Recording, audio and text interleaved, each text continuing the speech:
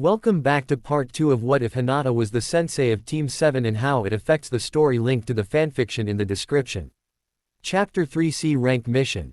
Naruto didn't look happy about the prospect of doing another D rank mission. She didn't need to ask him, she could tell by his eyes. They were done doing another one of their private lessons together. She was proud of the progress that Naruto had made in the past 2 months, even though there were still things he had to work on, but that would take time, which was something she had nothing but. As predicted, Naruto would ask the same question he had asked in the past on numerous occasions when he complained about having to complete a D rank mission. Hinata-sensei, why do we have to do these damn missions? They're so tedious and annoying. Can't we do something different, like a C rank mission? Please. Naruto was trying not to be disrespectful. She really appreciated that about him. She can understand why he would feel that way about the D rank missions, especially a certain one that every signal person has done, which was nicknamed the D the rank mission of hell, though as his teacher she had to explain to him the purpose. I know you're eager to do more advanced missions, but there's a reason for this. All of us are required to do a lot of D rank missions at first to build up our skills and our ability to work together. The purpose of D rank missions in general is for shinobi to go out in the community and do things for the people of their village so they can build connections. After we do all kinds of things, not just missions where we fight enemy shinobi or go on espionage and various other missions that would take too long to list, we have to be able to be good at working with people in our own community and socializing, otherwise we're not going to be able to do any of these basic things on our missions when we eventually start doing C rank missions and above. Hinata explained patiently that she constantly told herself it took great effort sometimes to be patient, which was one of the requirements for Naruto. Compared to the others, he was easier to work with because of his eagerness to please her. I don't want to do that damn mission again, it's hell. Naruto said, shivering at the memory of the D rank mission of hell, which is called by most people who have done it. Everyone hates it. Hinata can't openly admit it out loud because she wouldn't make a good example, but she hates doing it, considering the client is so insufferable to deal with. Flashback 1 month ago. Hinata was confident enough to send her team on missions together after getting all the basics down. She approached the Hokage's office to see what kind of missions were available for her team. After a month of training, Hinata wondered when it would finally happen. One of her peers said condescendingly, "You are finally taking your students out on missions. I was wondering when you'd do something like this." Hinata wanted to activate her Byakugan and shove that insufferable good-for-nothing so-called instructor at the academy who couldn't let it go that she got a promotion. She was one of her teachers at the academy. Her name was Aki Animoto. A woman with high connections, who only got her job at the academy because of her family's wealth and her being the daimyo's niece. It angered her so much that someone so incompetent was even allowed to teach, or even be a Jonin, and an incompetent woman, especially, allowed to lead a 3-man cell. She was a woman in her late 20s. She was taller than Hinata, who was a few inches shorter. She had a slender build and an outfit that exposed her cleavage and other parts of her body, which lightly exposed her stomach. She had fair skin and her eyes were brown, her lipstick was red, and her nails were polished red. She was the kind of kunoichi she hated the most. She didn't take her duties seriously and would sleep around. Hinata wouldn't care if she did that. If it didn't interfere with her duties, she wouldn't have a problem with it. Hinata would be a hypocrite for criticizing her for things that she has done herself, but the difference between her and Aki is that she doesn't let it interfere with her duties. She even slept around with her students, especially considering their age. They were underage. It disgusted her to think of someone like this being allowed to even be a Jonin.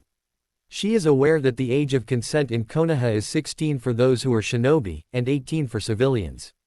However, it did not make things better, considering the students she slept with were not even 16, some were as young as 12 to 13.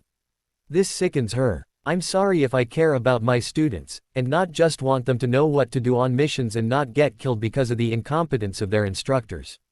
I'm not like you. She wanted to say it out loud. God, she hates this woman so much. So insufferable. Her students noticed her discomfort, and Naruto tried to lighten the mood. So, what kind of awesome mission are we going to do today, sensei? Naruto said enthusiastically. She was glad to have her thoughts interrupted by Naruto. She was almost on the verge of losing it. We'll go to the Hokage's office and find out what's available. She ignored the glare from Aki, who looked at Naruto with intense hatred. Demon brat, she muttered to herself. Not was wondering what he meant by that. She pushed that thought aside. Right now, her priority was getting her students started on a mission so they could go out in the community and actually use the skills they'd been taught and put them into practice. When they got to the Hokage's office, he looked at them with a neutral expression, not wanting to tell them about the infamous D-rank mission of hell that all of the three-man cells are required to do. He gave her the dossier for the mission. She shivered. She hated this mission. She didn't understand why they had to waste resources doing this. It was useful in a way to test their teamwork, but there was a much more productive way of doing it. She hated this mission. Every person that's ever taken this mission has grown to hate it with a passion, but everyone was required to do it at some point. She almost feels like the Hokage purposely has a mission like this to test someone's patience. That cat got away again. Oh, I guess it's our turn this time. Hinata said, dreading the assignment. Naruto, Sasuke and Sakura did not understand what she was talking about. It can't be that bad, sensei, Naruto said, trying to lighten up the mood, though everyone else other than Naruto knew that this mission would not be pleasant. Why do I have a feeling this mission is going to be complete hell? Asked Sakura, who is dreading the mission, knowing what it was from the rumors at the academy about the infamous D-rank mission. Come on guys, it can't be that bad, Naruto said, trying to keep things positive. A few hours later, that fucking cat, Sakura said, irritated that the cat had escaped from them for the 50th time. What did I do in my previous life that forced me to do such a hellish assignment, sensei? Please tell us, do we have to?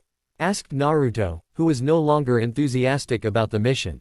She was trying to take a deep breath and resist cursing every curse word she could think of. She hated this mission and hated that damn cat. Every one of us have to do this mission, she said, trying to calm down. There it is, said Naruto, referring to the cat as an it, rather than a he. Goddamn obvious. A signal was given for her students to await her orders. She was going to catch that damn cat. She didn't want to spend the whole day chasing after his damn thing. When she found the right opportunity, she signaled for her team without using words but with a hand motion to strike. Her team did everything she instructed them to do. It was everything right. She had everything planned out, observing every situation, even using her Byakugan to cover every exit. Her team was on the verge of completing this tedious assignment, but the cat escaped. Hinata was so angry and frustrated that she kicked the dirt, cursing loudly. God fucking damn piece of shit, Hinata cursed loudly, her students looking at her in shock. Did our sensei just curse? Shocked, Sasuke asked. Yeah, she did, Sakura said, baffled that their sensei would even curse at all. She realized her students had heard her, and then she blushed in embarrassment at such an amateur mistake. She took a deep breath. I have a different plan that will trap this thing, and then we'll give this cat back to its owner, and hopefully next time we could do something else other than this tedious mission. She stopped herself before she went on a rant about how much she hated this mission and how much she couldn't stand the client who nobody liked her. She never paid attention to her cat, whose cat was out of control. The team would eventually finish the task, though it would be near midnight and they would all be exhausted. Hinata would sleep dreamlessly, and then the dreadful thing happened. They'd have to do the same mission for almost a month straight, pushing Hinata's patience to its limit. Hinata doesn't want to do that mission again. She shivers at the thought of doing that infamous D-rank mission, but she knows she has to set a good example to Naruto. She took a deep breath and told herself not to do that infamous mission again, speaking to Naruto as normally as possible. That's not up to me, Naruto. Only Hokage-sama could decide that, she said to him patiently. She gave him a chance to absorb what she said. Then can we ask old man to give us one then? Naruto asked Hinata. Naruto, you will refer to him as Hokage-sama, calling anything else as disrespectful. Hinata gently reprimanded him. I don't mean any disrespect, Hinata-sensei. I have nothing but respect for him, Naruto said apologetically. She sighed. She knew he meant well and he didn't mean disrespect for him. I know you don't, but when you're in my presence, you will call him by his proper honorifics. Hinata was gentle on how she handled Naruto. She knew he was more receptive to kindness than he was towards people criticizing him all the time. I'm sorry I feel like such a screw-up, Naruto said, ashamed. Naruto, I know you're trying, it's difficult. I know everyone else, and I wouldn't let them get away with doing what you do. But you've never had parents, so you've been on your own your whole life. I just want what's best for you. Someone might consider what she's doing is spoiling Naruto or playing favorites, but she wasn't raised that way. Her upbringing was harsh, and she can empathize considering her upbringing wasn't pleasant. She knows that being kind is the best way to deal with how Naruto has been acting, not by being harsh and humiliating in a scolding manner. Sakura was the second person to show up, even though she had misgivings. The girl is trying to get better. Hinata-sensei, I have a question. Well, Hinata patiently waited for Sakura to finish her question. I was wondering if I could get the same kind of training you give to Naruto. I want to be stronger so I won't become a burden to everyone. Sakura said determined. I cannot teach you the same way I can teach Naruto, it wouldn't work for you like it would. For him, Hinata was testing Sakura's resolve, she wanted to see how determined she was to get stronger. I still want to be stronger, there has to be something, Sakura insisted. She likes this answer, so she wants to become stronger for her own sake. That's good, she actually was worried that she would only drag the team takes her duties more seriously. She saw a positive change in Sakura, she even cut her hair to showcase her dedication and also revealed her deepest secret. Flashback 1 month ago. The day before they would start going on missions, they were going through their training routine. Sakura looked like she was in deep thought. She was wondering why she was earlier than even Naruto. This was unusual. Sensei, when you said I prioritized too much on my appearance and not enough on being a ninja, I thought long and hard about it. It's hard for me to change, but it has to be done if I'm ever to become stronger. She cut her hair without a second thought. Hinata was shocked at her sudden action. Her hair scattered in the breeze, and she couldn't help but admire it. She was displaying her dedication by giving up one of her most prominent weaknesses. Hinata would smile if she could. Sakura, I'm proud that you've taken this big step, but know that we're all weapons, including our looks. We can use them to our advantage.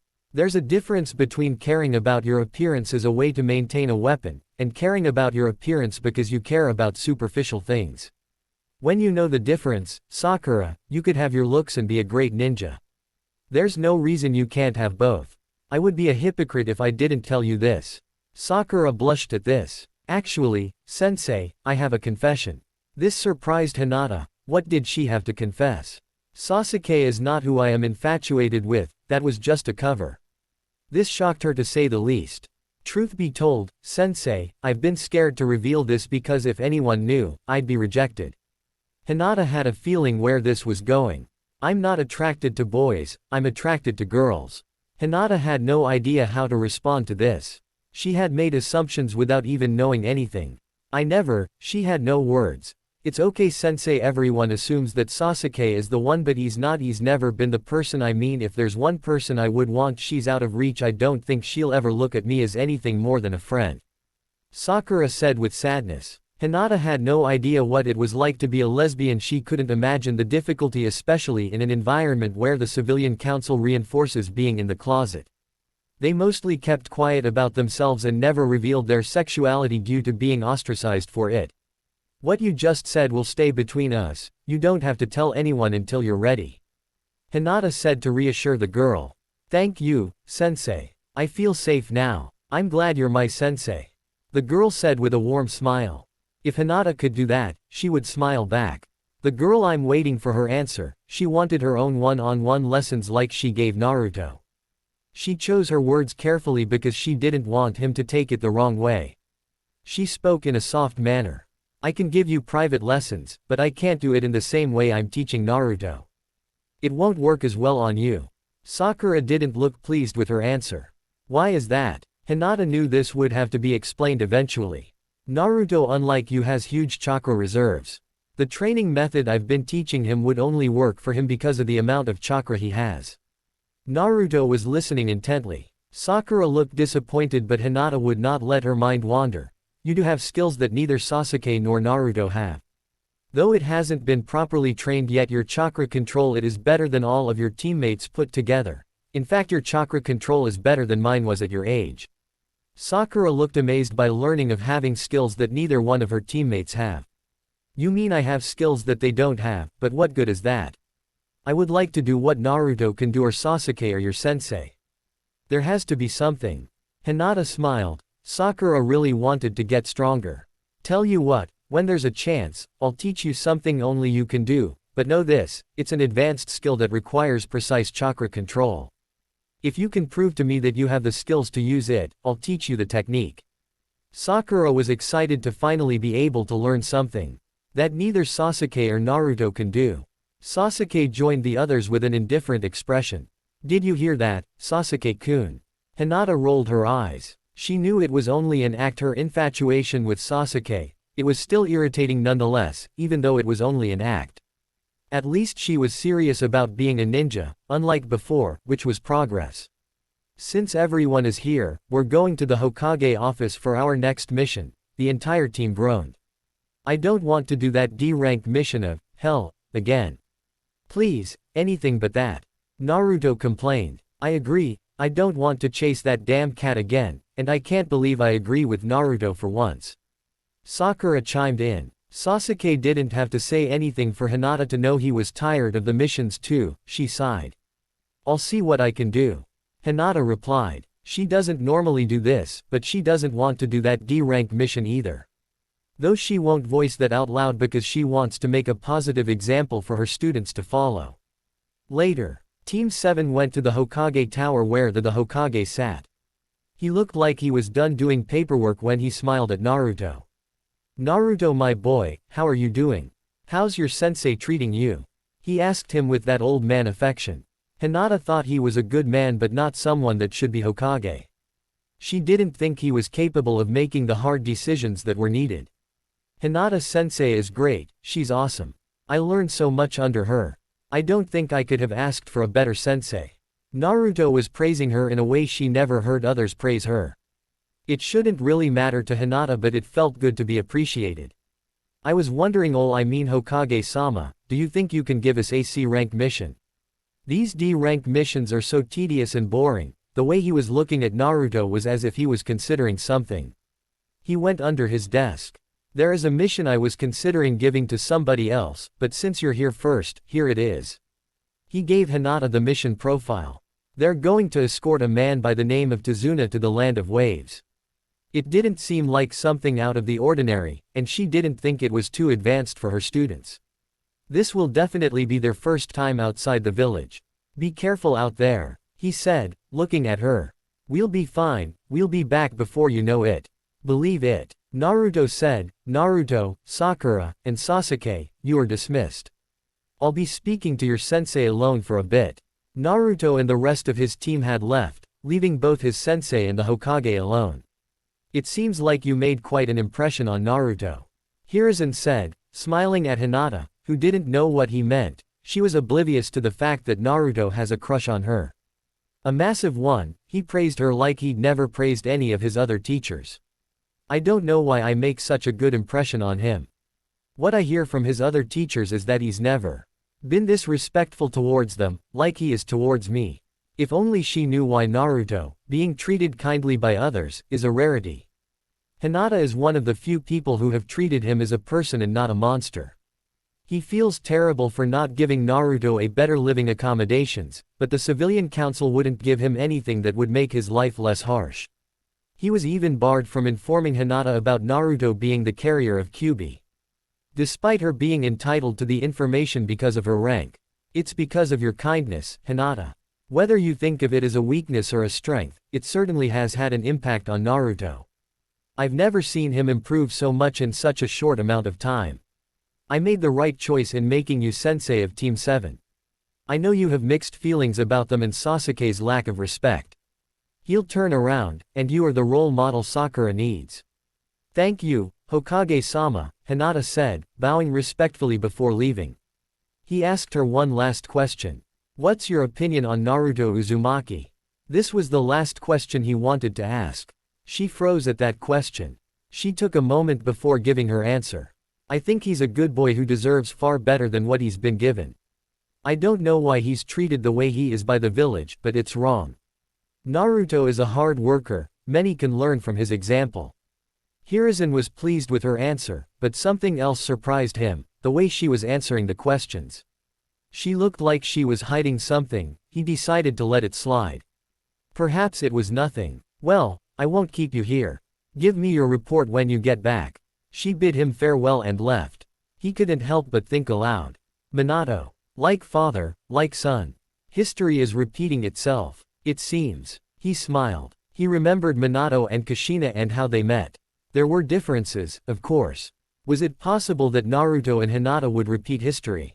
Only time would tell. The one thing he did notice in Hinata's eyes and the tone of her voice wasn't as cold as it was before. Ever since that night, when Itachi Uchiha murdered his clan and broke Hinata's heart into 1,000 pieces, she had been cold and distant from everyone. Naruto Uzumaki was the source of that change. It was subtle. She wasn't as cold as she used to be and was kinder than she was prior to her assignment on Team 7, but she still had a ways to go. She hadn't cried or laughed or smiled yet. He couldn't help but see Minato and Kushina when he saw Naruto and Hinata, even though it's different from them than his parents. He recalled how cold and distant Minato was before Kushina made him laugh and smile for the first time when she pulled a prank that angered the entire civilian council. It was a sight that Hiruzen remembered fondly. He hoped Naruto could be that person who makes Hinata smile again and laugh again, the poor woman. He would support anyone who would make her smile again, even if it pissed off the whole village. He had a lot of paperwork that he had to take care of, and it wouldn't take care of itself, so he got to work. I can't wait to get started on this mission. It's such an exciting thing, something new at last. Naruto said excitedly, finally something different. Sasuke couldn't help but sympathize with Naruto because he was getting tired of those missions too. Even if he wouldn't admit it, as much as he disliked his sensei, he respected her skills, it still made it difficult for him to be around her. His dislike of the Hyugas was something he didn't know how to overcome. Hinata may not be like the rest of them, but it was difficult for him to see her any differently considering she still gives off the Hyuga arrogance. Naruto's infatuation with her though was getting on his nerves, and he just wanted him to be quiet about Hinata this, Hinata that. As much as he disagreed with Sakura calling Naruto the teacher's pet, it was accurate for the most part. They were waiting for their client, who seemed like a difficult one to work with. Sasuke didn't know if even he would have the patience to deal with such people. A man appeared, looking like he was in his late 50s or early 60s. He looked like he could be the client they had to escort. He was hoping he wouldn't be too difficult. I have a bunch of kids escorting me. I was hoping for experienced ninja. The man said, annoyed. Sasuke couldn't help but twitch, though he kept his cool. There's nothing to be gained by losing his self-control over something so small. I take it you're Tazuna? Hinata asked in a businesslike manner. Yes, and not only do I have kids, but a girl as well. Are you sure you're even qualified to lead this mission? Sasuke saw the face of Hinata change. I assure you, Tazuna-san, I am more than capable. Hinata said in a voice cold as ice. The eyes Sasuke found her personality to be very hard to read. She acts kind one minute and cold the next. Which personality is the real Hinata? Sasuke didn't know, and it made him feel uncomfortable having a sensei with a hard-to-read personality. He felt uneasy around her, as she had not smiled once since the start of his time on Team 7. Nor had he seen anyone else laugh. Any smiles he did see were forced, which seemed fake. Something about this made him feel uneasy. Her personality, which is real or fake. He can't help but notice that she's acting a part and isn't being who she truly is. The rumors say she's cold and detached. She keeps herself at arm's length from her team, whom she's supposed to be teaching. He sees how the other senseis interact with their students compared to his sensei, who are far more relaxed and engaging with them during lessons. Hinata doesn't connect with any of them on a human level outside of training, almost as if she's trying to maintain a distance. That part didn't bother Sasuke. What bothered him was that he felt like he wasn't dealing with a real teacher who had an authentic personality. It was almost as if the person he saw in front of him was fake, and he couldn't find an answer for it. Was she cold? Was she kind? It was hard to say because she was so good at her job that she was excellent at teaching everyone on his team, but she didn't go beyond that. There's no camaraderie like it with other teams. Everything seems artificial outside of training. He didn't like it at all, even if he doesn't particularly like the Hyuga. He'd rather deal with someone who doesn't bury their true selves inside a shell. The one question that bothered him, he wanted to ask her, but he felt like Sensei would never answer. What did Itachi do to her? And what was their relationship? He wanted to know this. He wanted to know if the rumors he'd heard over the years were true. He wanted to know one way or the other if they were true, and he would find out when the appropriate time came. For now, though the main thing on his mind was the mission, he could find answers later. Right now, the mission is what's important. Naruto wanted to smack the man for disrespecting Hinata like that. What amazed Naruto more was how she kept her cool. Though it made Naruto really confused on how cold she was acting ever since he had started being taught by her. She's acting cold one minute and kind the next. From what Naruto can gather, her cold exterior is a mask and her true self is the one that teaches him, which is kind but different from the Hinata in front of her team. Ninjas always use deception even against their own students and only show their true selves when there's a bond between them. Naruto wasn't any closer to understanding Hinata now than he was the day he first met her. He knew next to nothing about her other than her name and her hobbies. Whatever, as long as you're capable and can get me to my destination in one piece, it matters not so long as you kids don't screw it up. You'll get paid. Tazuna dismissed Naruto, who wanted to smack him but kept himself in check.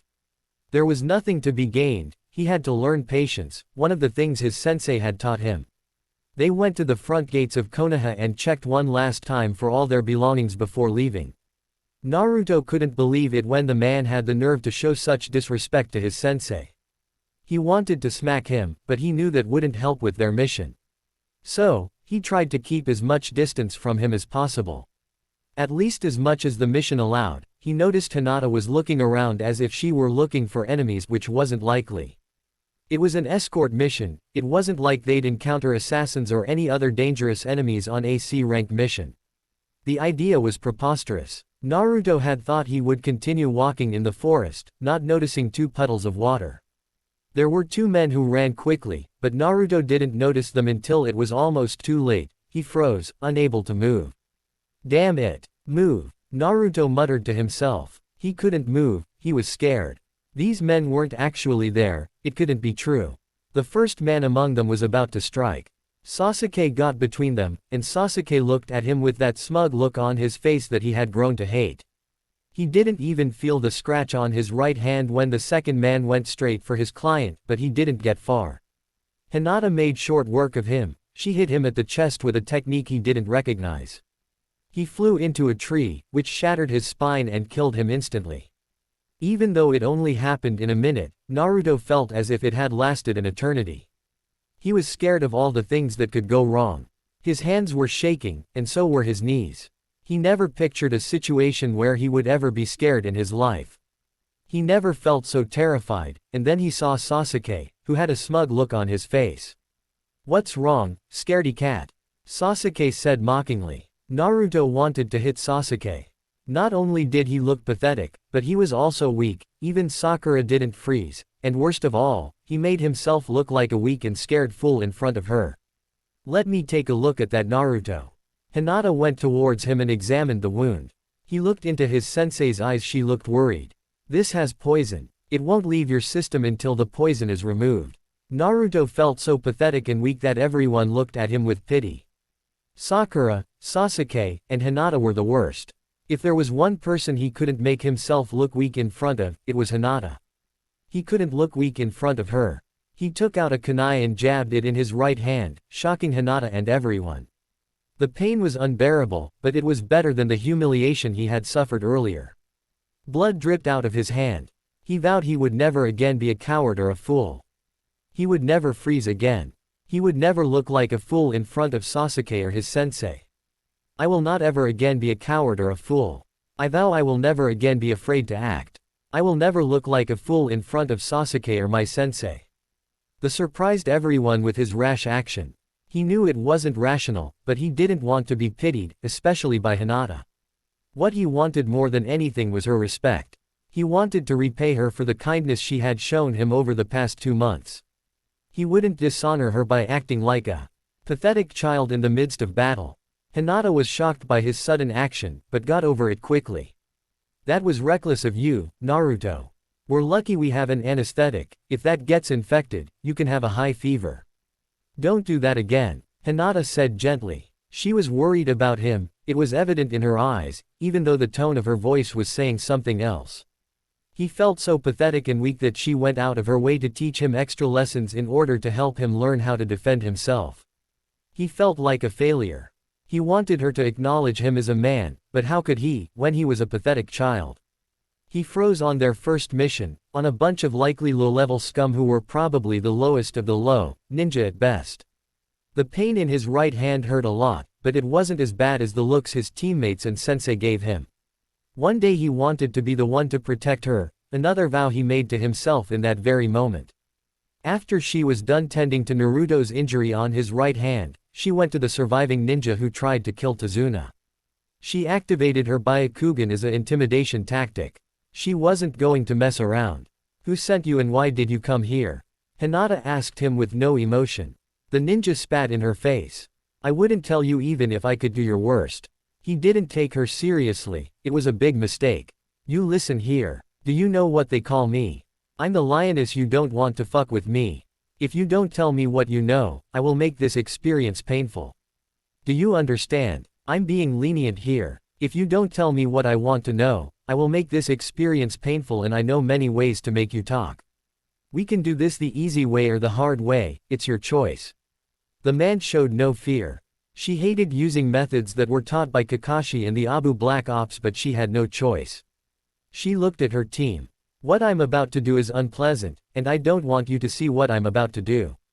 Hinata ordered her team. They did as they were told when they were far enough away so that they wouldn't witness what she was going to do, but close enough in case any other outside threats came, she could come to their aid quickly. When they were out of earshot, she took a tool from her ninja pouch, a tool of torture, which was only given to Jonin. It was only advised to use it under extreme circumstances because the amount of physical and psychological pain it caused to its victims was immense. She didn't want to use this device due to the dangers of it and what it can do to her victims' minds, but she was going to get what she needed one way or another, and she would rather have it willingly than by force. She asked the ninja one last time, "Do you know what I hold in my hand?"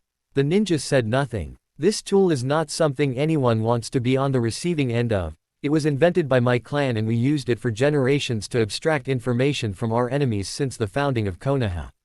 It has been distributed only to those of Jonin rank, and there are certain hand signs that only they know. Since I'm a member of the Hyuga clan, I can use this jutsu and this tool to its full effect. Do you want to know what kind of hell I will inflict on you if you don't cooperate? If you still insist on this pointless resistance, know that I will break you until I get everything I need to know. This is not a gentle process. You will wish you were dead. You have one last chance to cooperate before I use this on you," she said in a cold tone. Again, the prisoner gave her the silent treatment. Fine. He wanted to play games, so let him suffer the consequences. "Very well," Hinata said coldly. She removed the tiny scroll and opened it, then summoned a device. With many needles, she put the device on her hand, which looked like a gauntlet but seemed more like a glove. The man tried to save face with a neutral expression. "The kind of things I can do to you, you pathetic wretch, if you don't tell me what I want to know, I can inflict horrors you can't comprehend. Save yourself pain and talk," Hinata demanded. He was giving her the silent treatment. She inserted the first needle into his lower neck, causing him to spasm. "Who sent you?" she asked again. "Fuck you," the mercenary replied. Inserted a second needle, he spasmed uncontrollably. He couldn't breathe due to the torture device limiting the oxygen flow. The man barely could breathe, his face hurt from being blue. "I don't like repeating myself. Who sent you?" she asked as she inserted another needle in his neck. His body spasmed uncontrollably, losing all motor function. His body was moving on its own. The torture device inflicted untold horrors on the human psyche.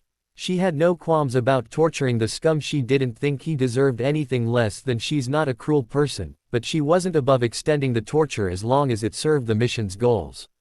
"You can make this easy on yourself if you simply talk," she said, not caring that his body was moving uncontrollably. His legs moved on their own.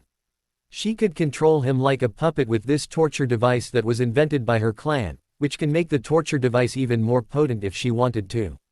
If she were a sadist, it was used as a last resort due to how it could potentially destroy the victim's mind. She cared nothing for this scum. How many people did he murder? How many women did he possibly rape? How many other untold horrors has he inflicted on others? She inserted another needle and he screamed in pain, increasing the potency of the tool that she had at her disposal.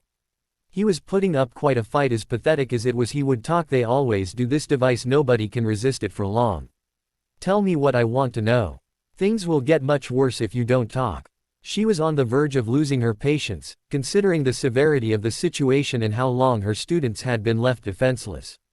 Fuck you, bitch, he said, his voice slurred. She was losing her patience. She didn't want to leave her team alone and defenseless against a potential assassin who could easily overpower them. She was at her wit's end. She didn't even bother being gentle anymore. She inserted all the needles in his neck. He screamed in pain uncontrollably. Tears fell down his eyes. He looked like a broken, scared child. She screamed in his face, not caring anymore about subtlety. "Who sent you? Tell me," Hinata shouted, having enough of his futile resistance. "Please. I'll tell you everything I know. Just stop using that, please." Man sobbed, broken from the intense torture that she put him through. "Who sent you? And don't lie to me. I won't be fooled by your eyes or any lie you tell me. I'll detect it, and I'll use that device on you again. Do I make myself clear? You pathetic worm," she said menacingly, and would follow through with her threat. "She doesn't make empty threats. I won't lie to you, please don't use that thing again," the man said, scared that she would follow through with her threat. "Who sent you?" Hinata asked him. "A man by the name of Goto hired us to take out Tazuna in order to stop him from." Before anything else could be revealed, 2 needles suddenly pierced his neck, killing him instantly. She activated her Byakugan and saw nothing. She looked to where her team was. They weren't in danger. Whoever killed him wanted him to be silenced. Someone else knew why those assassins were here, and she needed to have a talk with Tazuna. She was furious that the old man was hiding secrets from her. A secret that nearly got Naruto killed. Was the Hokage aware of this? She was going to find out one way or another. All of it, and she wasn't satisfied with his answer. She would abort the mission. Hates it when people lie to her and aren't upfront and honest. He better have a good reason, she thought. Naruto wondered what was happening. He was feeling embarrassed. He behaved like a coward in front of everyone, especially Hinata. "It seems you don't want to be seen as a fool in front of your future mate, do you?" Naruto looked around, unsure of who had spoken. That same voice sounded inhuman, unlike what Naruto had imagined. "What are you?" Naruto asked the mysterious voice. "You certainly must have heard of me, what the humans call Kyuubi. Though I doubt you're smart enough to figure out my real name, not that I would tell you." It was the Kyuubi, the 9-tailed fox spirit, the thing that ruined his life, made it Naruto angry. "You damn fox, you ruined my life," Naruto said angrily. "I could care less if anyone, you should be angry at it's that damn Madara Uchiha." Before he could ask any more questions, Hinata appeared and she had a serious look on her face as she approached Tazuna. She didn't look happy. "There's something you haven't told us. Why were those assassins after you? I think you know more than you're letting on." Hinata was difficult to read, but the tone in her voice was icy cold. "I was hoping we could do it at our destination, but there's no sense in hiding it in the land of waves. We don't have enough money to afford anything higher than AC rank mission. Even the request costs us almost everything we have. I'm sorry for deceiving you, but there was no other way." The man lied. No wonder he was disappointed when he saw Team 7. It made sense. Naruto summarized that he was hoping for more experienced ninja, not a bunch of rookies. Naruto looked at Hinata and couldn't tell what she was thinking. By all rights we should abort this mission right now, at least that's what any shinobi who goes by the book would do. But I don't go by the book all the time, and for this situation, I would like to hear more. But first, we should get to our destination, and then I'll decide one way or the other, should this mission continue. It was hard to really tell if she was truly a kind person or was she a cold, calculated person. Why is Hinata so inconsistent? "Thank you, Hinata-san," Tazuna said sincerely. They wasted no more time and continued with their journey. A few hours later, Naruto couldn't help but feel something was off. He could smell it, he couldn't explain it. "It's because of me that you're able to have a heightened sense of smell, boy," Kyuubi said in annoyance. He ignored him and closed his eyes with a heightened sense of smell. He also had a heightened sense of hearing. This is the benefit of having the fox sealed inside of him. It was frustrating. Naruto has abilities that he's been taking for granted up until now that has helped him survive up until this point. He didn't realize how much it was aiding him at the moment. He heard a sword being thrown. "Everyone get down now," Naruto shouted. He forced Sasuke and Sakura to get down along with their client, Hinata, who ducked in order to avoid the sword. Almost as if she also knew the man, Naruto looked. He had an imposing figure. His skin was lighter in complexion compared to what he was used to seeing. He was shirtless, with his chest only covered by a belt to which he attached his kubikiribocho. Wearing baggy pants with a striped pattern typical of Kurigakure and mimetic wrist warmers extending up to his elbows, with matching leg warmers. Looking down at everyone, he spoke in a tone Naruto could feel killing intent in. "Those useless mercenaries couldn't do the job and I have to be the one to clean up their mess. And look what we have here, 3 kids playing ninja and the lioness of Konoha interesting." The way he was speaking about Hinata was condescending. "You surely have heard of me, Zabuza Momochi. Surely you know better than to underestimate me," Hinata said with confidence. "I was hoping to fight Kakashi but I guess Konoha is low on manpower and decides to allow you, who looks no older than 17 or 18, to lead a team of rookies, which is a disappointment." Hinata activated her Byakugan. "Underestimating me will be the last mistake you'll ever make. I am called the lioness for a reason." She took a quick glance at Naruto and his team and spoke in a commanding tone. "Everyone guard Tazuna and whatever you do, stay out of the battle. This foe is far beyond any of you." Naruto did exactly as she commanded. Naruto guarded his front, Sasuke guarded his left, and Sakura guarded his right.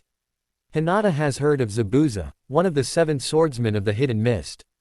Although he is not an opponent Hinata can take lightly, they were the same level in terms of rank. One thing he had over her was experience. She has to be careful and not become a victim of his water prison technique. A jutsu like this would be a problem if she were caught in such a situation. She wouldn't be able to get out without resorting to a jutsu that would do both her and Zabuza harm. She would rather not resort to her lightning style, lightning palm, unless it's a last-ditch effort. "I'm surprised they allow the Byakugan princess on a mission like this. Shouldn't you be in your castle, ordering your servants around?" he said mockingly. "If you think this is going to anger me, you're mistaken. I've heard all these insults before.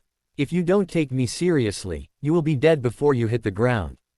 Hinata didn't want to exchange any more words, she thought it was a waste of time. He grabbed his sword and went straight past her. She knew who he was aiming for. With lightning speed, she didn't let him get far. "You are a lot faster than what is said in that bingo book. It seems like it's outdated." Hinata deliberately did not show off a lot of her skills. It was a huge benefit in situations like the one she's in. It worked to her advantage. He tried to hit her with his sword, Hinata blocked it with her fist. If any other style other than the gentle fist, her hands along with our entire body would have been cleaved into 2. Her entire body was a weapon. The gentle fist was the ultimate taijutsu style of close-range combat, but it had other applications as well. It was able to also mix it with ninjutsu, though it's not encouraged by users of the gentle fist. A foolish limitation that held back what could be the style of close-range combat. Lightning style, lightning palm. A bolt of lightning pierced through his sword. Zabuza backed away. Had it been any other combatant, the encounter would have been done and over with, due to it cutting her opponent into many pieces. "Seems like we have a genius here. Kakashi has trained you well. I underestimated you," he said with a form of respect. Hinata didn't care to hear his flattery. He was an enemy. The longer this fight went on, the more likely he would target the weak link she couldn't afford to get trapped in his prison jitsu. It doesn't matter how much stronger she may be compared to her opponent. If she's trapped in that jitsu, it's over. He noticed she was thinking the same thing she was thinking. "How do you know you're not fighting a shadow clone?" he asked rhetorically. That it's impossible. Her Byakugan would have spotted it. But that moment of doubt was all he needed. A clone appeared from behind, and before she could do anything to respond, he trapped her in a water prison. "Damn it," Hinata said. Her moment of hesitation put her in this position. She couldn't blame anyone but herself. She couldn't allow herself to be captured like this. She still has a way out. "Forget about me, take Tazuna and get the hell out of here." That is an order. All she has to do is buy her time and hope this would work. If they flee, he would have no choice but to undo the jitsu due to how much chakra it would be taking up. "You're certainly no Kakashi," He would have never got caught in that trap like this. You're soft, he said condescendingly. She was so angry she wanted nothing more than to wipe that smirk off his face, but she had to keep control and have faith that her team would follow her orders and survive long enough for her to save them. Hearing her order them to abandon her was a no-no on Naruto's part. In his eyes, those who abandon their friends are scum. You do know you are no match for that man. You're weak, you should do what your future mate says, Kyuubi said to him. Naruto was getting really irritated by him calling Hinata his mate. I can't leave even if I wanted to. Even a shadow clone of that monster is stronger than all of us put together. We can free her. He would not expect us to plot her rescue, he'd expect us to flee, Kyuubi chuckled. Naruto wanted to know why. You're not stupid as you act, boy. What is your plan? That was a good question. He had to come up with a plan on the spot. He looked at Sasuke. He would be important to his plan. Okay, I got a plan to help our sensei. Are you open for it? Sasuke looked at Naruto as if he understood what Naruto had in mind. Sakura will stay with Tazuna and Naruto will handle this, Sasuke said. If there is one good thing about being a genin, no one would suspect one of his rank to come up with such a plan. Hinata wondered why her team wasn't following her orders. What were they doing? Naruto, with hundreds of shadow clones, recklessly charged at Zabuza. She wondered why he wasn't running away. It looked like he was trying to hold Zabuza down, but that was pointless since it was just a water clone. He knocked back all the clones, and then threw a shuriken. Sasuke caught it. She knew what their plan was. It wouldn't work. He could jump over it and dodge it, and then the clone would just kill everyone, and that would be the end of it. Sasuke threw it, and as Hinata predicted, he jumped. You think I would fall for such an obvious trick, brats? He said mockingly, but his mood changed as soon as he saw the shuriken turn into Naruto, who threw a kunai he wouldn't be able to dodge without undoing the jutsu, which he had no choice in doing. So he undid the jutsu and dodged the weapon, but Naruto didn't intend to hit him, he wanted to make him move. Good thinking, but stay out of this fight. This is high-level ninja business. Hinata commanded, getting back into her fighting stance and activating her Byakugan. That will be your one and only chance to kill me. That will be your last mistake you will ever make. Hinata said coldly. 1.8 trigram 64 palms, she got into her stance, her opponent didn't even know what hit him. She was so fast with her strikes, he tried to parry and block, but to no avail. Every single chakra point was cut off. She could use the lightning style variant, but he wasn't the kind of opponent that warranted such use, so she didn't use it. She was about to do the final blow, and when she was about to land it, he was struck by 2 needles at his neck. She looked up and saw a mysterious ninja with a mask associated with the mist. Hinata was wary because Konoha and Kurigakure are not at the most friendly terms, they're neither friends nor foes, but Hinata was on guard. The mysterious figure spoke, I must thank Hinata Hyuga of the Hyuga clan. Much is known about you in my village. What you've done has made things a lot easier for me. I've been tracking down Zabuza for a long time. Thank you, Lioness of Konoha. My village will forever be in your debt. The mysterious boy did a hand sign and vanished. It was suspicious why Zabuza's body wasn't destroyed on the spot. She never served in the Abu, but what she knows from Kakashi was it was standard procedure, no matter what village, especially in the mist. She knew the procedures for disposing of missing nin. They destroy all evidence of anything their bodies contain on the spot and retrieve any other information they have that wasn't done. The boy wasn't a real Abu member. This mission became even more complicated. We should be heading out, we shouldn't be lingering here, Hinata said to her team. Things were even more complicated. She thought that by all rights, she should abandon this mission. She should have done so already. This is way beyond a C-rank mission. She knew she couldn't do it, but it felt wrong. There must be a good reason why Tazuna didn't completely tell the truth from the start. If he did, the mission wouldn't have been taken. Could this be the reason why Lord Third gave her team the mission in the first place? Nothing would be said for hours. They got on a boat, and when they successfully got to their destination, there was a bridge half finished. She had read about it in the mission report as well. This was far beyond the parameters of the mission. When they stopped at the shore, everyone got off, and Tazuna looked Hinata in the eye, almost knowing that they would have to talk about what happened with Zabuza. I know this is beyond your mission parameters, I wasn't completely honest with you, but I know you won't abandon a mission before it's finished.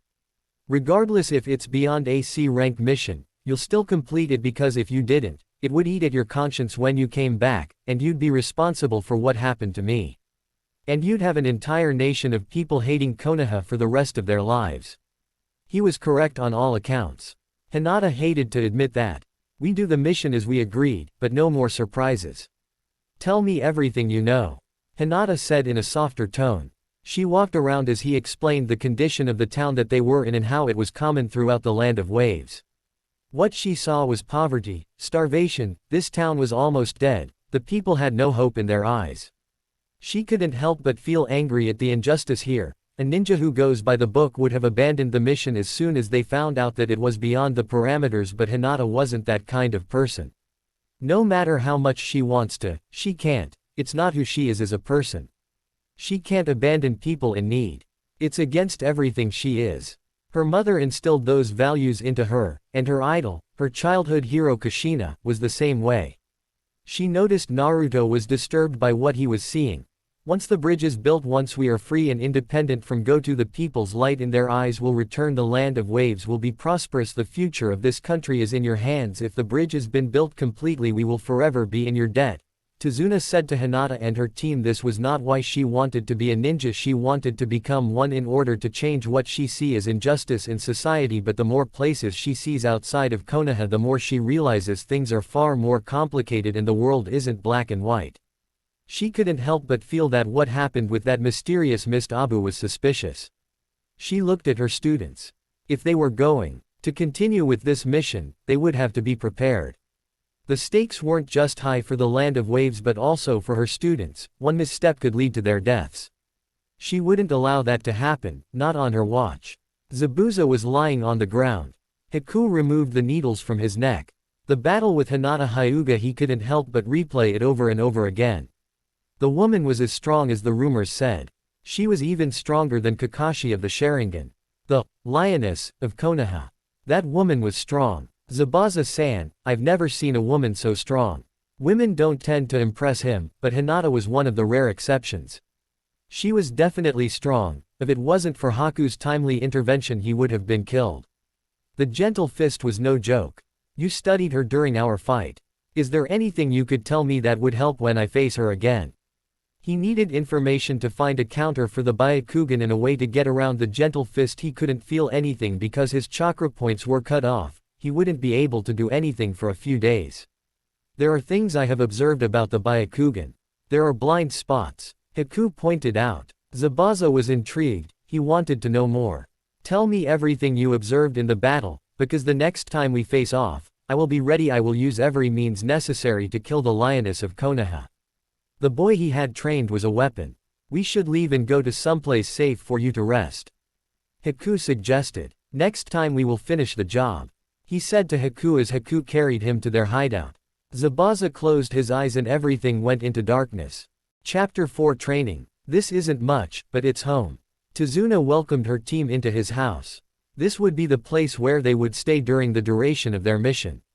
She didn't want to burden him or his family any more than necessary. These are guests from Konoha. Tsunami. They will stay here for the time being until the bridge is completed. She didn't want to be a burden on them. She could tell that their food reserves were limited. She looked at her team. They looked exhausted and hungry. I hope we're not a burden on you, Hinata said to the older woman. Aren't you a little young to be a sensei? Asked the woman. Hinata tried hard not to show her annoyance. She gets this from everyone she's met since her promotion. Yes, I am. I know I'm young and inexperienced, but I am their sensei, she said with confidence, hoping the woman wouldn't see through her nervousness. I'm sorry, but I don't mean any offense to you, Hinata-san. It's just that you don't look much older than some of the teenage girls here. How old are you? She didn't look her age. She was often mistaken for being younger than she really was, which was one of the reasons why she dressed the way she did, to show that she was a woman, not a girl. A lot of it had to do with her face. She was often told that she looked younger than she actually was, because of her face. Despite her body looking like a woman in her 20s when she was around the age of 16, it angered her and attracted all sorts of creeps with weird fetishes. She shoved that thought deep down, but she was there as a guest and she wouldn't be rude. She would answer the woman's question. I am 19, Hinata answered, shocking both Tazuna and his daughter. 19. I could swear you were younger. Tazuna, surprised and ashamed on how he treated Hinata at the start of the mission. I'm sorry if I knew you were 19, I would. Hinata silenced him with a motion of her hand. It's okay. I just got promoted a few months ago. I have to show through my skill and conduct myself to prove that I'm a woman and not a girl. You will not be the first to make that assumption, nor will you be the last. Know this, I give you my word that I will not fail you or the people here. Her students weren't ready for this kind of mission, but pulling out now would doom these people. She couldn't in good conscience do it, not after seeing how dead they were inside. Their eyes, even children who should be happy and playing, not starving or wondering when their next meal would be. She had a strong suspicion the Hokage knew this mission was more important than she realized, but why would he send her on a mission like this? Her team wasn't prepared, but it was too late to pull back. In a time like this, she had to set an example for her team. If she were to back out, it would show them that Konoha and by extension shinobi are heartless and cold machines that should not care about anything but the mission. The doctrine of root is what a real shinobi is in their eyes. She refuses to be anything like them. She wants to be someone who can inspire others. If she would have backed out on her first challenge, which is what this mission is, she'd be nothing more than a pathetic coward, and she refuses to be known as that. Naruto looks eagerly at Tsunami, who puts a plate of food on the table. Everyone gets their share, but she can't help but wonder who the food on the table was for. Then her question was answered, Inari's dinner is ready. She hears the doors upstairs open, and she sees a boy who she assumes is named Inari. He has spiky black hair and dark-colored eyes. He wears a green jumpsuit with a yellow shirt. She had the same look as every other person she saw in this land. Her students were uncomfortable, even Sakura didn't like this atmosphere. It was tense. He sat down, and the boy took the food his mother gave him. Everyone ate in silence. After the boy was done eating, he went upstairs to his room. When everyone was done eating, Hinata offered to do the dishes.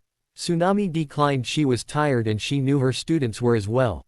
You three can use the guest rooms that we have. Tsunami showed her students to their rooms. I didn't mind sleeping on floor. She was used to doing such a thing on long missions. My grandson used to be full of life, but now he's just like everyone else. That's the reason why I want to build the bridge, so the light that has gone from him can return. I am grateful to you, Hinata-san. Everyone else would have abandoned us. I am just curious as to why. She decided to answer him honestly. If I can do something to help people, especially if I have the power to do so, and I don't do it, then I won't be able to live with myself. Seeing all the suffering around me, everyone is dead inside. It's almost as if everyone has given up on life, like they are beaten both physically and spiritually. I can't abandon these people, it would go against everything I believe in. You should act like this more. You try to be tough and cold, but you're nothing like that. Why do you do that? She should really tell him. They barely know each other, but the man is being respectful and he apologized for his earlier. She supposes he deserves some explanation. Women, it's expected for us to be cold because the way this world works. Women shinobi, for them to be taken seriously, they have to be colder and even more ruthless than their male counterparts. I try to do the part of being cold so people will take me seriously. It's what's to be expected out of all shinobi. To be honest with you, the more I spend time with you, the more I see that the way you project yourself onto others, you're hiding something deep down, pain. If you ask me, I think it takes far more strength to be kind and gentle. I would feel far more comfortable with someone like you, than some cold-hearted assassin. As leader of your village, Tazuna said, meaningless genuinely. I'm not kind or gentle, I'm just doing what's right, nothing else. Hinata said, denying what Tazuna was saying and rejecting it. I don't know if you're trying to convince yourself or me, but you say it through your actions. Hinata-san is kind, and you just don't want to admit it to yourself. He left her alone and headed to his room in order to sleep. I wish I could be like you, mother, please give me strength. She said to herself. She couldn't sleep, so she decided to visit her students' rooms to tell them about their lessons for the next day. Naruto couldn't sleep. Naruto looked around and then noticed he wasn't inside the room that he was assigned to. He was inside a place that looked like a prison cell. He walked and looked down and saw water. What the hell is this place? He thought. As he walked he saw a gigantic cell that looked like it housed a prisoner, and what he saw was a gigantic fox from the description of the Kyuubi that his teachers had ever told him and his peers. He matched the description in every way. Naruto should have been scared looking at the creature in front of him, but for some reason he wasn't. He was looking at him almost amused. You show no fear, you either are brave or stupid, or possibly both. It matters not why you are here. He was waiting for Naruto's answer. Kyuubi, what are you? Naruto wanted to ask him questions. Do you know anything about my parents? Naruto asked him. You mean you don't know anything about your own parents, boy? Sure, I can tell you, but why should I? What do I have to gain? Kyuubi asked him impatiently. Naruto had to choose his words carefully. If he said anything to upset him, he wouldn't get the answers he sought. I don't know why it's stupid. The likelihood of you knowing who my parents were is probably zero. After all, they were just one of many people that died the day you attacked the village. The fox angrily shouted at him. You speak about things you know nothing about, boy. I didn't attack your village by choice. This was the first Naruto heard of it. He was told he attacked the village because he wanted to destroy it, yet here the fox is saying the opposite. Naruto was confused. It was hard to tell fact from fiction. What do you mean you didn't attack my village by choice? What are you talking about? Naruto asked him, confused. The fox took a deep breath. Before I can even tell you, you need to do something for me first. This isn't charity. Naruto genuinely wanted to know what he wanted. What is it that you want from me? Naruto asked. Freedom and respect, he answered. Naruto didn't know what he meant by freedom. He had to be careful, he had to choose his words carefully. How do I know this is not one of your tricks? Naruto asked him. He couldn't just do what he asked unless he knew for sure he wouldn't do anything to screw him over or potentially kill him once he gave him what he wanted. Your death would be an inconvenience, and I'm likely safer with you than I am with that man who attacked your village that night. He was still wondering what he was talking about. What you have to do is loosen the seal enough where I'm able to come and go as I please. Obviously, it wouldn't be all of my chakra because that's not possible, but enough of me so I don't have to be in this cage 24/7. If you do that for me, I will tell you what you want to know and let you use more of my power. Naruto didn't think that was a bad deal, but he knew there had to be a catch. Nothing like this is for free. There has to be a catch. What you're saying is too good to be true. He chuckled as if he was amused by Naruto's pointing out that nothing was for free. Of course it's not free. My catch is that you will treat me as a partner and not as some tool you could use and disregard at a moment's notice. That's my catch. Prove to me that you're not like the host who came before you. Treating him like a person seems reasonable. Respecting him as a living being instead of a weapon that can be used. Naruto didn't know why, but perhaps Kyuubi wasn't as bad as he initially thought. I guess that's reasonable, Naruto admitted. All you have to do is place your hand on the seal, and I can come and leave your body as I please. Naruto knew this was a risk, but he had a dream and people to protect. If he's going to be able to survive the next time those two ninjas, Zabuza and the mysterious boy, arrive, he would need to be prepared. He did as he was instructed, and when he was done, the seal was weakened, but he didn't feel the fox trying to do anything. The door opened in his cage. He walked out and stared at Naruto. He sat cross-legged, wondering what he was doing. It will take me some time. Your sensei is coming for you, we will have to cut this short. I will speak to you later, Kit. Kyuubi sent him out of his mind space and back into the real world. Naruto looked around him and found himself alone in his guest room in Tezuna's daughter's home just as Kyuubi had said. Hinata opened the door and looked at Naruto. She spoke in a soft tone, what you did was reckless. I'm both angry and proud, you're lucky you weren't killed. Hinata walked towards him and checked if he was alright. Why was she worried? I'm fine, Hinata-sensei, really. You're worrying too much. Hinata signed. Someone has to care. I'm your teacher, it's natural for me to care about your well-being. He couldn't help but notice something in her eyes. She was worried about his well-being, concerned he wasn't used to it. Of course she cares about your well-being, you idiot. She's been proving it through her actions time and time again. You're not very observant, are you? He wanted to tell the fox to shut up. He wasn't used to such kindness, why did she care? Naruto couldn't help but speak his mind aloud. No, it's just I'm not used to it. There's only been a few people that treated me with any kindness at all, he wasn't used to being treated this kindly, what made him more confused. Why did Hinata act cold one minute and kind the next? Why did she care? I know what it's like for people not to think you're worth anything or can't do anything, or thinking you're worthless and won't amount to anything. I know what that feels like. I know I shouldn't be doing this. Some would think I'm doing favoritism towards you, but I've been through the same thing in the academy. The expectations, I guess I just see the experience you're going through and I'm reminded of what I went through. I don't want you to go through the same thing I did. Naruto was surprised at how open she was being. It felt nice for someone to treat him as a person instead of a monster for something that wasn't his fault. How would Hinata react if she found out that he had Kyuubi inside him? Would she hate him? He was afraid she was the closest thing he had to a real friend. He felt his heart beating. Thank you for your concern. It means a lot, Hinata-sensei. Naruto meant it sincerely. The woman got up and spoke before she left the room. Tomorrow morning, the entire team is going to train. Chakra control is what we will be training for, considering the training we've been doing in the past 2 months.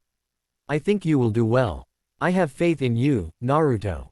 See you tomorrow morning. I will hear no complaints. Hinata gave him a smile before she left.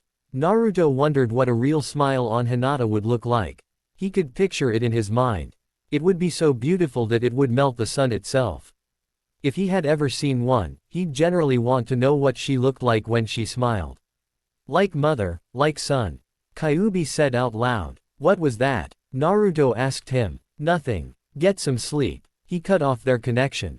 Naruto went to sleep, thinking about what a smiling and laughing Hinata would look like.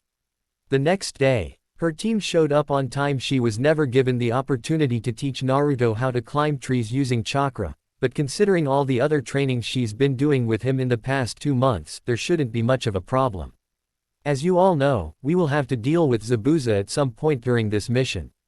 Since we're not going back to the village for now, training needs to get done to work on your skills. Her team patiently waited for her to continue. Chakra control is the most essential skill for any shinobi to have. Without it, it would not be possible for us to do any of the things that we are usually known for.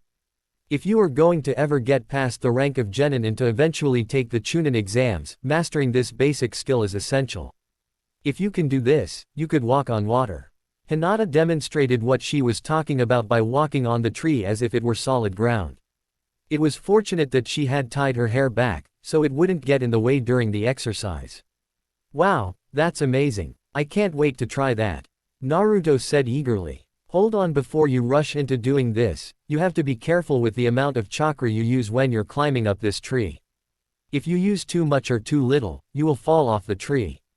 Hinata showed an example. If she were an inexperienced shinobi, she would have severely injured herself for demonstration, but due to years of training, Hinata landed safely on the ground next to her students. If you're not careful, you could severely injure yourself. That's why, until you can master the basics of tree climbing, I forbid you from doing anything else. This will be your task for the remainder of our mission. When you're not on duty guarding Tazuna, you'll be doing this training. They were listening intently during her lesson. Who should she have as her volunteer? Naruto is the worst at chakra control. Sasuke is better, but he wouldn't make a good motivator compared to Sakura, who has the best chakra control of anyone in the group. Sakura, would you mind demonstrating what I just showed everyone? Sakura, eager to please her, did exactly as Hinata demonstrated, and as Hinata had predicted, Sakura was able to climb on her first try. She was a natural. She could be a great ninja one day if given the chance. I'm afraid you two have a lot of work ahead of you. It seems like Sakura is closer to being Hokage than you are, Naruto. Naruto didn't look happy that Sakura had completely left him in the dust like that, but what she was doing it out of necessity. Naruto needed to be motivated, even if it hurt his pride. It seems like the Uchiha clan isn't that great. The girl in the group seems to be more capable than you are. It would definitely give Sasuke's humility, which is an important aspect in her mind of what it means to be a great shinobi. She couldn't help but look at Sakura, the future she could have ahead of her, a great shinobi she could become. She could be one of the most talented shinobi of her generation. Sakura, you have done well, and because you have done so well, you don't need to be here for the training. Tazuna could use your assistance tomorrow. I'll give you a different kind of training. This excited Sakura, her eyes lit up. One-on-one instruction from Hinata. Yes, she would give her instruction. What she would teach her is proper defense, something that would be essential. She would stay in the shadows with them to avoid being noticed. Naruto was struggling, but not as much as he would have without her help. She was amazed at the progress Naruto had made, watching him compete with Sasuke to see who could hang upside down from a tree the longest without having to jump back to the ground. She was proud of the amount of progress they were both making. 2 days later. Impressive, Sakura. You're doing well. Hinata praised her student as she demonstrated how to properly defend herself against enemy shinobi. Like Naruto, she wasn't properly taught. It made her feel angry. This girl is the least prepared out of all of them, and she could be killed because she doesn't know how to properly defend herself. The academy staff are completely incompetent. I can't help but feel like sensei that I am holding Naruto and Sasuke back. I know I'm not your favorite student, but I do appreciate you taking the time to teach me. I can't help but feel like I don't really have any goals. Is that such a bad thing? Sakura asked. Absolutely not, believe me, it took me time to figure out what I wanted for myself. Give it enough time and patience, you'll figure it out. Not all shinobi know what they want. This girl was starting to think seriously about her future, which was something that she did not expect to happen so quickly. When she thinks about it, being on her team was a benefit to her.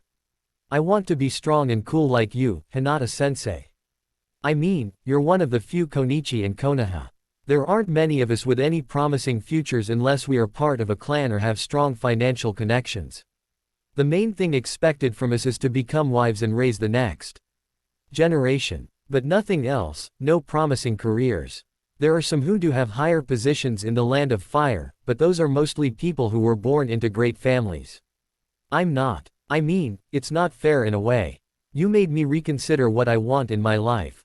She can picture Sakura years into the future being a great ninja that could command entire divisions. She also envisioned herself as a great medic that would help save the lives of fellow shinobi. There are other futures she can picture with Sakura. You can be whoever you want to be, Sakura. Nobody can decide that but you. The pink-haired girl smiles. Then my goal is to be strong like you and become a great ninja who teaches my own students. That's what I want. A teacher. She wants to be an admirable goal. Well, that's a start, at least. But don't settle on that goal just yet. You still have time to consider others if you change your mind. Time was almost up. It was almost time for her have to watch over Tazuna. Thank you, sensei. It means a lot. With their training session done, Sakura went about her day. Your kindness is a strength, not a weakness. Our village needs ninja like you. Why was she thinking about Itachi at a day like this? She shoved that memory to the deepest depths of her mind. 3 days later. The next day was grueling to say the least. Sakura already grasped tree climbing on the first try due to her gift in chakra control. She was allowed to do other things while Naruto and Sasuke trained. Naruto and Sasuke took a break. Sasuke handed Naruto a bottle of water, which he drank. The teenager said nothing for a few moments before Sasuke broke the silence. So you and Hinata-sensei, what do you do together when you two train? And don't deny that she isn't giving you extra lessons. I already know, Sasuke said almost in a matter-of-fact tone that seemed to be amused. Was that what it was? Naruto couldn't tell. Me and Hinata-sensei train, we don't do anything else other than that. Sasuke chuckled as if he didn't believe Naruto or anything that he said. Really? You're really training, Naruto? You're really going to use that excuse? Either my imagination is running wild or I'm imagining things, which I doubt I am. I'm pretty sure I'm on the mark. You have a crush on our sensei, don't you? Sasuke pointed out, and Naruto turned away, confirming everything he said. I don't see why that's a problem. It's not like you two are doing anything inappropriate, and besides, I doubt she would be interested in a boy anyway. Sasuke teased. No, it's nothing like that. Okay, you're right. I mean, she's amazing. I think she's beautiful. Alright, is that what you want to hear? Naruto said in embarrassment. I doubt an idiot like you would have a chance because she's 6 years older than you, and not to mention she already has a lot of admirers. I think she has better options for boyfriends than with a loudmouth boy. Sasuke tried to get a reaction from Naruto. He got you there, kid. Not only is she stronger than you, but she also has better options. Kyuubi agreed with Sasuke. I doubt she's the kind of woman who would date anyone. Naruto tried to put on a brave face, but Sasuke saw right through it. She's a member of the Hyuga clan. She's essentially a princess. What chance do you think you have with her, even if you were the same age? Her clan wouldn't allow it. Face it, idiot. You're better off giving up now. She's way out of your league. QB advised. Can we not have this conversation? Let's just focus on training. Naruto said, ending the conversation. I'm not going to lie, I would love to see the look on those Hyuga's faces if by some unlikely chance the class clown ends up marrying the princess of the Hyuga clan. That would be something I would love to see. Naruto's face turned even redder than it had ever been before. Come on, Sasuke. Let's just focus on this. I'm not going to lose this time. I don't intend to lose either, Sasuke replied. They both got back up and looked at the tree. He wasn't going to lose this time. He was going to beat his rival. Without saying anything, they knew what the other was thinking and they started their climb. The wind was rushing through Naruto's face. He was running faster than he ever did before. Thanks to his training in the past 2 months, his chakra control was far better than it was previously. He wasn't going to lose to Sasuke. They had trained for hours and they still weren't any closer to getting on top. He wasn't going to lose, he would be the first one up. By nightfall, Naruto could see the end of the tree top. He was going to reach it. He jumped faster than he probably should have and almost fell, but not before grabbing onto the top. He looked at the sight in front of him. As far as the eye can see, it was a beautiful sight. He had to admit that with the moonlight shining on them, Sasuke had won again. He was tired and he was hungry for the day he just gave up. His main priority was eating and resting. Naruto and Sasuke are late. Hinata was worried she was about to get up to fetch them until she saw Sasuke carrying Naruto. They both looked exhausted. They were offered food and they gladly took it. They ate like they never ate in their lives, which annoyed Sakura, who didn't like Naruto and Sasuke eating like pigs. Slow down, you're going to choke, Sakura said scaldingly. Hinata wanted to know what had caused the land of waves to get to the state that it was in. How did it go to take over? What had caused boys like Inari to fall into deep despair? What has happened here that has caused the people to become so lifeless, to sink so deeply into despair? And I have another question. Ever since I came here, I can't help but want to know what happened to the man in that photo. She was referring to the photo of the family. A part of it was ripped clearly because someone was important to the family. Everyone was tense. The man in the photo was Kaiza, Inari's father, and once a hero of this land. He was speaking in the past tense, meaning he was dead. Tazuna began his tale. Years ago, before Goto took over, Inari was bullied by kids who pushed him and his dog in the lake. Thank goodness that he was saved by what would be later known as the hero of the waves. After being saved by the man Kaiza, who would be the father that Inari would look up to and see as a hero and a role model. He isn't originally from the land of waves, he was a traveler. A chance encounter with my grandson would change things. Not too long after that, he would meet Tsunami, who would become his wife. He became a hero time and time again. When there ever was a crisis, he was there to save us. That one time when there was a flood, he bravely risked his life in order to stop the dam from collapsing. He inspired courage and valor everywhere he went. He was like the hero from stories that we all heard of when we were children. When he entered our lives, my daughter smiled. My grandson had a positive role model to look up to. Things were looking up in this country. Hinata know where this was going. That changed a few years ago when Goto came here as a foreign gangster, monopolizing trade and stopping any competition from happening. Our land was being strangled. Kaiza, being who he is, couldn't stand by and do nothing. He took up arms and attempted to stop Goto and his thugs from taking over, but it was no use. He was captured, and I don't know what kind of torture they put him through, but when they were done, he was almost unrecognizable. She had heard about these kinds of stories too many times not to know where this was going to end.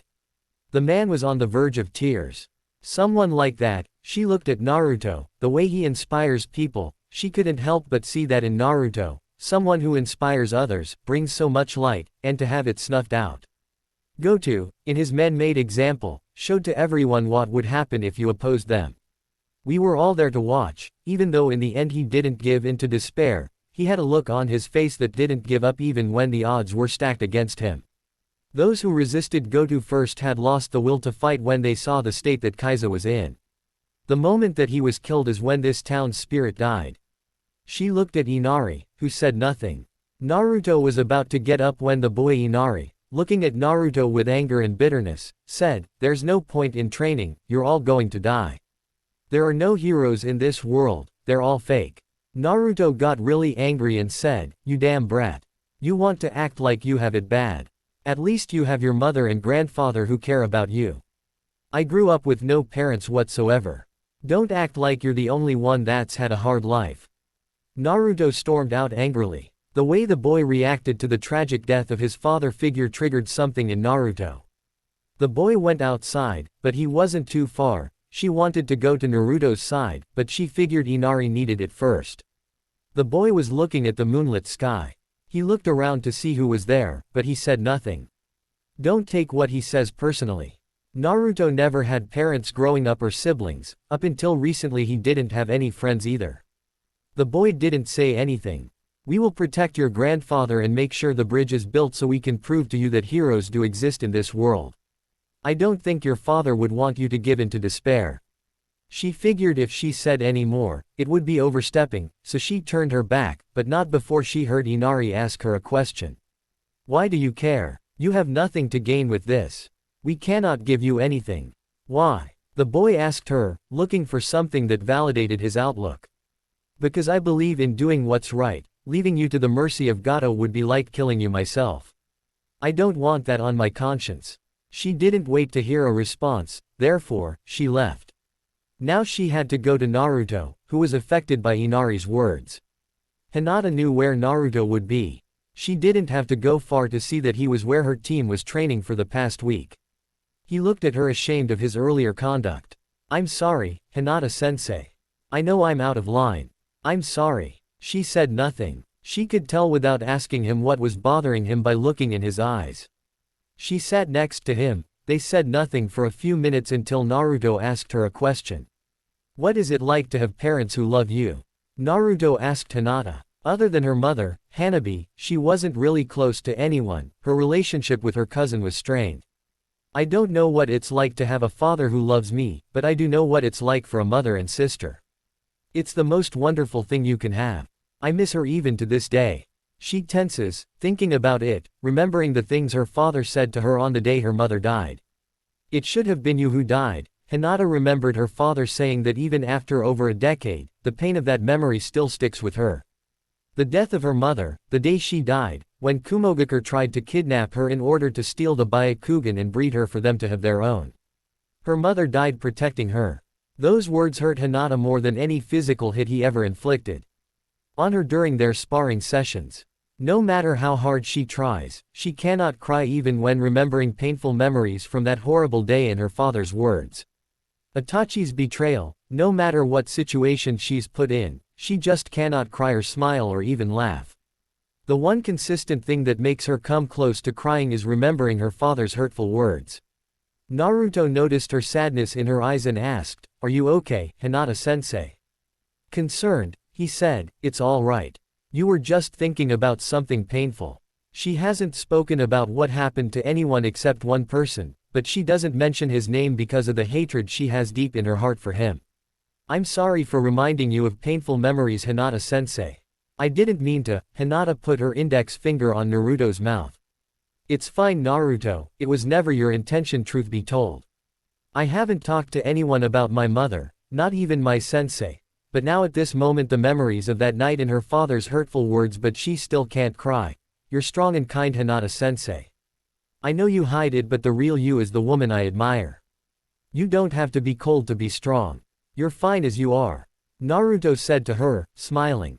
Only one person had told her that she was, but she disregards anything that has anything to do with him. "You think I'm kind, Naruto, what gives you that impression? You know we're going beyond the mission parameters, yet you chose to follow your heart instead. You saw the people in this land, you couldn't leave them to their fate. It's just not who you are, Hinata. You care about others before you care about yourself. There's nothing wrong with you being who you are. I wouldn't want anybody else but you as my sensei, and I really do mean that." She did not agree with him. "I'm not kind like Naruto, I'm anything but kind. Kindness has no place in a ninja, and neither does compassion. she said, colder than she intended. She stood up. I'm sorry Naruto, you should get some sleep. It's okay, sensei. She didn't hear anymore as she left Naruto by himself. She rejected the idea of being kind. She wasn't kind nor was she gentle that Hinata is dead. She died the day Itachi betrayed her. She wanted to get this mission over with, but she didn't like these feelings she was having when she was around Naruto. Maybe she shouldn't have taken him and his team as students. She lay down and looked at the ceiling. She felt a sharp pain her on the right side of her neck. Seeing Hinata walk away like that, Naruto didn't know how to react. What did she go through? Who hurt her so much that she doesn't have faith in anything? It is so bitter. The loneliness in her tone, the loneliness in her eyes, he could see it, he could feel it. What would he give to make her smile, to make her laugh? What was this feeling? He wanted to ask somebody, but he didn't know who to go to. That woman has a lot of baggage in her past. Whatever happened to her to turn her into the woman she is, it's none of your business, boy. Kyuubi said to Naruto, advice that would be considered wise, but Naruto didn't want to hear it. This woman was the closest thing he ever had to a true friend, not a teacher who was more like a brother or someone that was the closest thing you can think of to a sibling, like Iruka, Old Man, Tyuki, and Ayame. They are precious people to him, but it isn't the same as Hinata, it is different. He cannot explain his feelings. Get some sleep, brat. The fox spirit said angrily. Naruto ignored him. He would go out in the forest and train. It helped him think. One day, he promised, he would make his sensei smile and laugh. That was a promise he intended to keep. When the first opportunity presented itself, he intended to make Hinata smile and laugh. Zabuza played out the encounter with Hinata over and over again. Haku went into extraordinary detail about the Byakugan.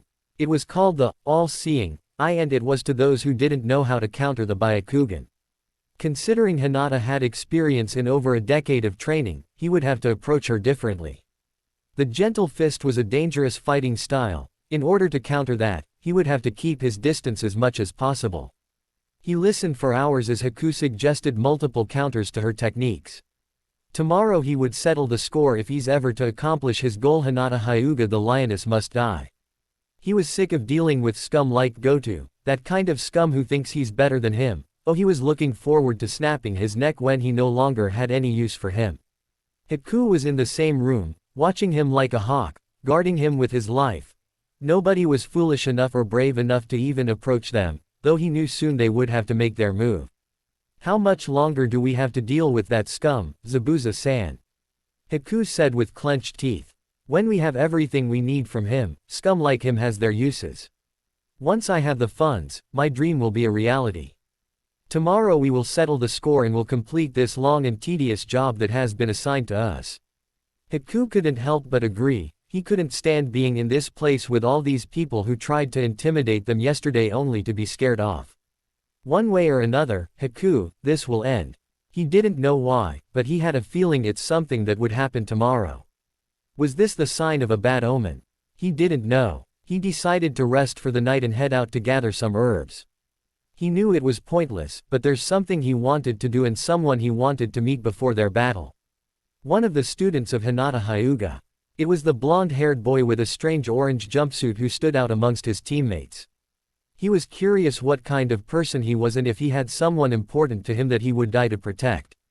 He wanted to know these things before the inevitable clash. He headed out to meet the boy and he knew where his spot was. He wasn't disappointed. He had been sleeping, probably training until the early hours of the morning. It would be so easy to kill him to end his life. He could do anything to this blonde-haired boy, but what would be the point? What would there be to gain? Then she saw the boy's eyes open and he looked surprised to see him. I didn't think I'd find anyone out here. The woman said the way she carried herself was with grace and beauty. She had a pink kimono in her long brown hair. Her beauty didn't compare to Hinata's though. What brings you here? Naruto asked the woman. I'm just picking up some herbs to help someone important to me. What about you? The woman asked him. To train to get stronger to protect the person most important to me, Naruto answered. This person who is important to you, do you love this person? The woman asked him. I don't know what you're talking about. Yes, she's one of the first friends I ever had. She's a kind and beautiful woman, and Naruto felt like he said too much. Sounds like you're in love with her, the woman said to him. I don't know what you're talking about. Naruto said to her. What's your name? The woman asked him. Naruto Uzumaki, he answered. Naruto, this woman is important to you, yes. I have someone important to me too, someone I would die for, because I want his dream to come true. Are you willing to do the same for Hinata, for her dream? She asked him. Naruto considered what she was saying. There is too much I have to accomplish. I can't die. Yet, not until I gain the respect I desire. I have to grow stronger. I can't protect the people I care about as I am now, I am not worth anything. The woman smiled sadly. You have someone important to you, and you don't know why. Here's something you should learn. Naruto, even your enemies have someone they want to protect. The world isn't black and white. Naruto had no idea what she was talking about. Naruto couldn't help but put up his guard. Something wasn't right, this woman in front of him wasn't who she seemed to be. What she was clearly doing was deception. Naruto got up, preparing to take a fighting stance to protect himself, but nothing happened. She did nothing, which confused him.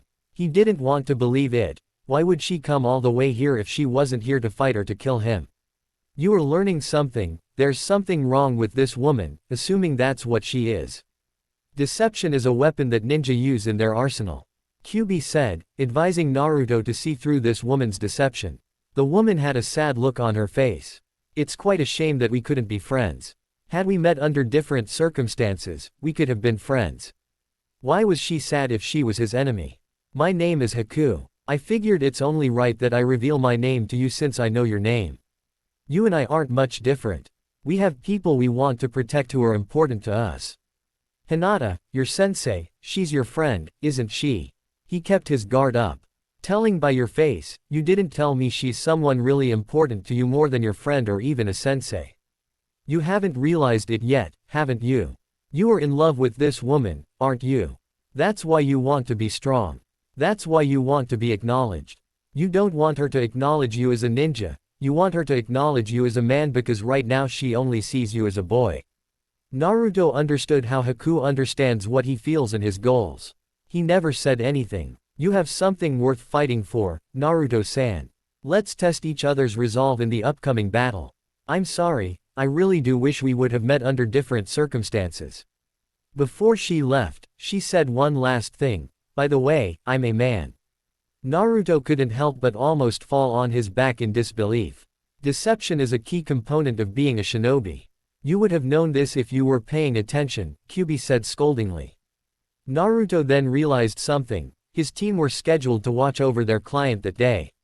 Oh, shit, I'm late. I have to go now.